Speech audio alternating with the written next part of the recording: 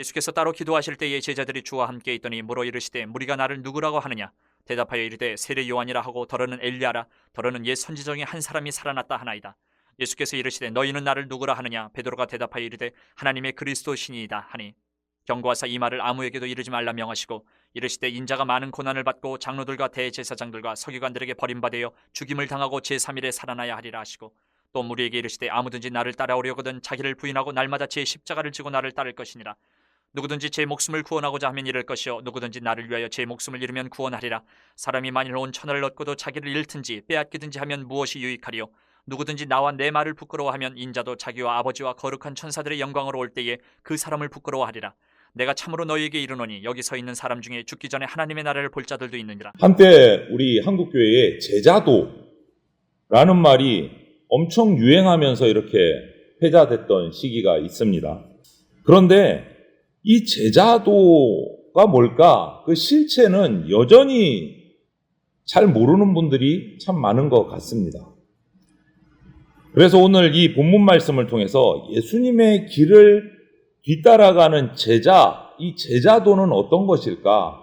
우리가 핵심만 이렇게 짧은 시간 살펴보려고 합니다.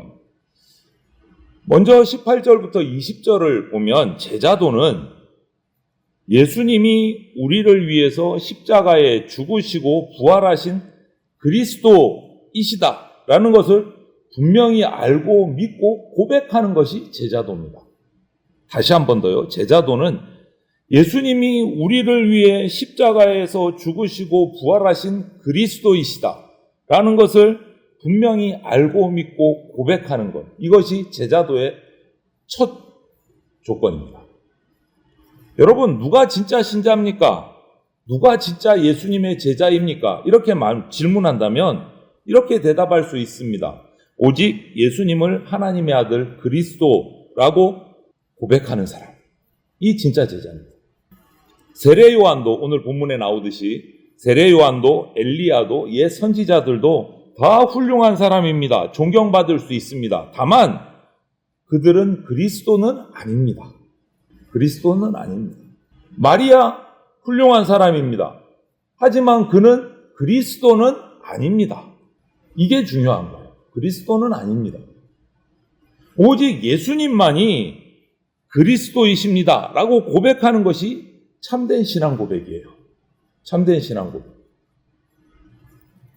예수님만이 하나님이 보내신 하나님 나라의 왕으로 오신 기름 부음 받은 자 그리스도임을 분명히 알고 믿고 고백해야 된다라는 거예요. 제자라면. 그래서 오늘 예수님께서 제자들에게 물으니까 베드로가 대표로 대답을 했습니다. 그리스도시라고, 하나님의 그리스도시라고 대답을 하니까 예수님이 거기다가 뭐라고 덧붙이십니까? 십자가 죽음 부활 알기 전에 아무에게도 말하면 안 된다. 그거 얘기를 먼저 하세요. 아무에게도 얘기하지 마라. 왜 그랬을까요? 알 것이 남아있기 때문에. 그리스도신데 거기에 대한 증거를 확인하고 그 다음부터 복음 전하라는 거예요. 아직까지 말하지 말라는 거예요. 무엇을 알아야 됩니까? 그리스도의 고난. 그 다음에 얘기하시잖아요. 이제 그리스도라는 걸 고백하니까 이제서야 처음으로 얘기하시는 거예요. 제자들에게. 지금까지 이런 얘기 하신 적이 없어요. 제자들에게.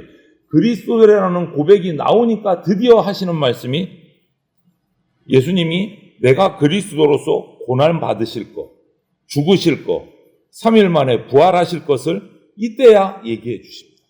예수님이 주인이시고 그리스도이신 것을 믿되 우리를 대속하시기 위해서 죽으신 것, 그리고 그 죽음 가운데서 죽음의 사망의 권세를 이기시고 영광스럽게 3일 만에 부활하신 것, 이것도 알고 믿고 그리고 나서 전해야 된다. 그래야 진짜 제자가 된다. 이것이 제자도다. 여러분, 이것이 거짓 신앙 고백, 참된 신앙 고백의 딱 기준이에요. 그리스도로 인정하느냐, 그리고 그리스도이신 예수님께서 우리를 대신해서 죽으시고 부활하신 거 믿느냐, 이것이 기준이에요.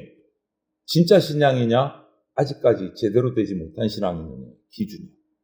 참된 제자는요, 죄를 혐오하는 거룩하신 하나님, 죄에 대해서는 반드시 벌하시는 의로우신 하나님, 그리고 독생자 예수를 내어주기까지 우리를 구원하시는 사랑의 하나님에 대해서, 그리고 거기에 순종해서 이 땅에 오셔서 우리를 위해서 죽어주신 예수님에 대해서 알고 믿고 고백하는 사람이에요. 참된 신자. 믿으십니까? 아멘이십니까? 이런 참된 고백으로 저와 여러분이 구원의 확신 가운데 십자가의 길을 따라가는 제자들이 되어야 합니다. 그리고 두 번째로 제자도는 예수님이 걸어가신 그 십자가의 길을 따라가는 겁니다. 알고 고백하는 것으로 끝나는 것이 아니고 이제는 따라가야 돼요. 두 번째 제자도. 베드로가 참된 고백을 하자 드디어 그리스도로서 어떤 사역을 앞으로 할지를 쫙 설명을 해 주십니다. 말씀을 해 주세요. 제자들에게. 고난받고 죽임당하고 3일 만에 부활하실 것. 이거 왜? 이렇게 해야 이 땅의 죄인들 백성들이 구원받고 하나님 나라를 이루는 유일한 길이기 때문에 이 길을 가야 된다라고 말씀하시는 거예요. 그러면 이 길은 예수님의 길이기도 하고 예수님을 따르는 제자들의 길이 되는 것입니다. 제자는 어떤 사람이에요? 스승을 따라가는 사람이에요. 참된 제자는 자기 십자가를 지고 예수님의 십자가 길을 따라가는 사람입니다.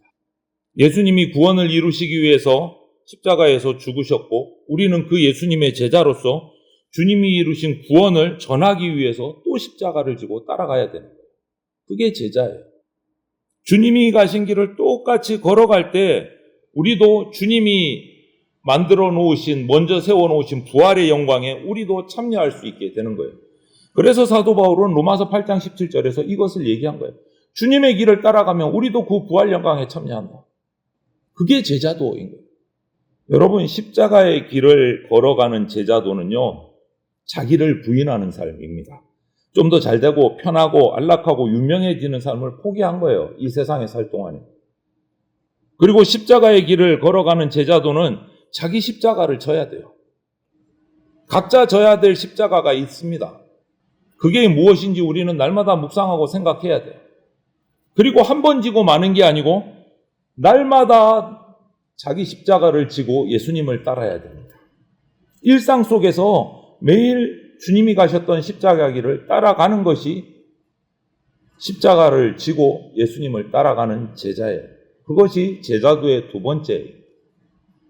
그리고 마지막으로 제자도는 24절부터 27절을 보면 주님이 주실 구원, 주님이 주실 영광을 믿고 소망하면서 지금은 힘들고 어렵지만 십자가의 길을 걸어가는 거예요. 영광과 그 구원을 소망하면서 가는 거예요. 제자들. 사실 제자들이 걸어가야 될 길, 우리 사복음서에서 많이 보고 복음서에서 보지만 당시 제자들이 걸어가야 할 그 예수님이 가셨던 십자가의 길은요, 목숨을 버릴 각오를 해야 되는 길입니다. 아무 생각 없이 룰루랄라 가는 길이 아니라는 거예요. 주님을 따른다고 하기 전에 이미 그런 생각과 각오를 해야 합니다. 여차하면 내 목숨까지도 내어놓아야 된다. 이거 각오해야 돼요. 우리 제공교회 선조들이 그 각오로 살아갔습니다.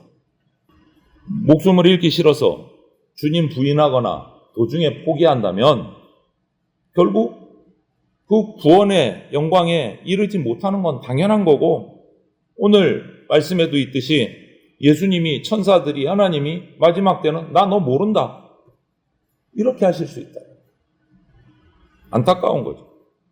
그렇기 때문에 말만 하는 것이 아니라 십자가의 길을 걷는 삶을 살아야 제대로 증명이 되고 마지막 날에 그 구원의 영광에 우리가 이를 수 있다. 그래서 제자도는 주님이 주실 그 구원과 영광을 확실히 붙들고 소망하면서 결단하고 나가는 것이 제자도예요. 여러분, 주님 위에 살아가면 손해볼 거 많잖아요. 지금도 손해 많이 보셨지 않습니까? 지금까지 살아오시면서 예수님 믿는 것 때문에 손해보신 적 없으세요? 많으시잖아요. 이리저리 뛰어다니면서 쉬지도 못합니다. 주일날도 열심히 섬겨야 됩니다. 그냥 살았으면 당하지 않아도 될 수치도 모욕도 비난도 당할 때가 있으셨을 겁니다.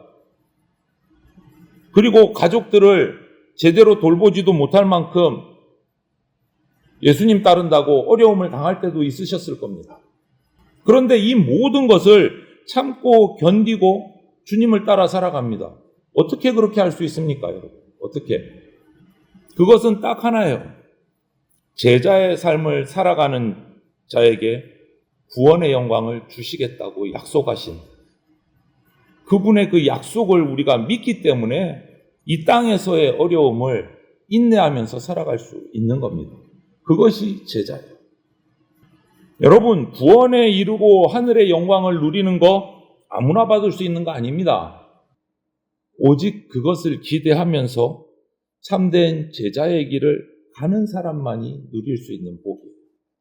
이것을 소망하시면서 오늘도 참된 제자의 길을 걸어가시기를 소망을 합니다.